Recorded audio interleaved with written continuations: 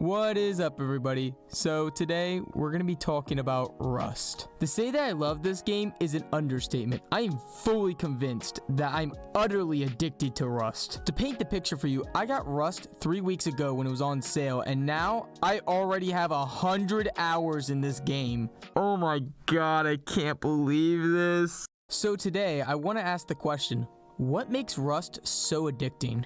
And for me, it comes down to two components, progression and PvP.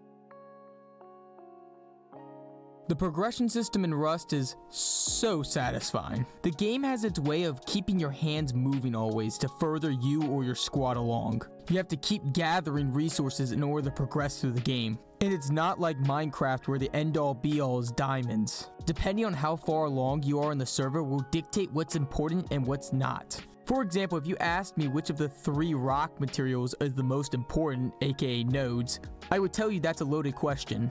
Because let's say if you were naked on a beach with nothing but a rock and a torch, I would tell you stones are the most important, so that you could build a structure to keep your loot in a sleeping bag.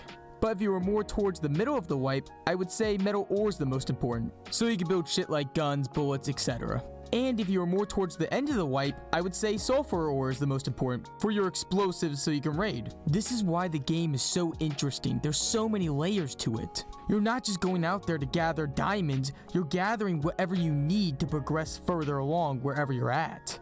And this is not just the resources, this goes for everything that you gather in the game.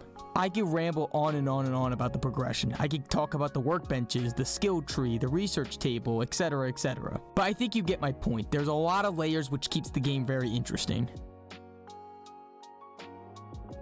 When I say PvP, I don't just mean fighting. And don't worry, we'll get to that in a second. But when I say PvP, it's more about the interactions with people in the server. At times, Rust almost has like this role-playing feeling to it. I remember this one time where I set up on an island with a couple other bases, and we had this uneasy alliance between each other to protect the island. But over time, suspicion between all of us started to build up until bases started to take their sides. And what happened next literally felt like a civil war. There was factions on the island fighting each other for superiority. Like I said, Rust has this role-playing-esque feeling to it. Depending on your relationships, if you want to make alliances, and if your server allows that, you can. If you want to have an uneasy truce between another base and you just stick to your own territories, you can do that too.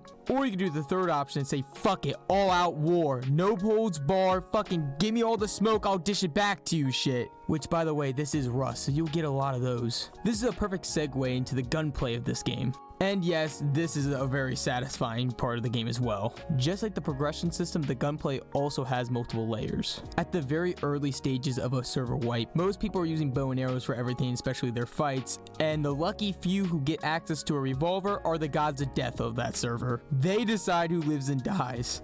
Towards more of the early middle stages of the wipe, everyone has SARs, and then late stages of the wipe, all bets are off, everything's used. I'm talking AKs, LRs, bolts, you name them. But the one major thing I love about Rust's gunplay is the fact that you're never out of it. Now yes, if you have a better weapon, you do have a bigger advantage in the fight, and rightfully so. But that doesn't mean that you don't have a chance in the fight at all. If you type into YouTube, you'll see these crazy outrageous videos of people with bows 1v1ing AKs and they win. And this goes to show you that skill and strategy can outmatch the quality of weapons. And when it does, it's greatly satisfying. I remember this one time we were passing by with nothing on us other than some weapons. And I'm talking just revolvers, nothing crazy. We didn't even have semis yet. And this supply drop fell, so we went to contest it. And even though we got smoked, the fact that we knocked a couple guys and even killed some was more than enough satisfaction for us, due to the fact that we really didn't have anything and we came into that fight with low expectations.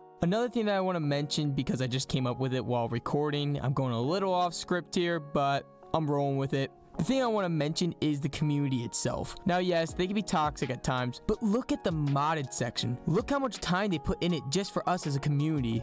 You want to practice your aim against targets? There's a server for that. You want to practice your aim against other people? There's a server for that. And if you just want to fuck around in a battlefield, there's a server for that. This gives so much more replayability to the game. This is why I mostly encourage games to give power to the players. If your community loves the game, they will add on to it and give more back to the community itself, adding more replayability. So there you go. That's my reasons why I think this game is so addicting. And hopefully sooner or later, I'll break my fucking addiction to Rust. Thanks for watching. If you enjoyed, comment below on what review I should do next. Whether it's a video game, TV show, anime, movie, I don't care. I'll do whatever. And comment below if you want to see Rust gameplay or me maybe even streaming Rust. Trust me, it won't be a lot because I'm still trying to ease off the addiction, but I'm glad to provide. But with all that being said, thank you for watching.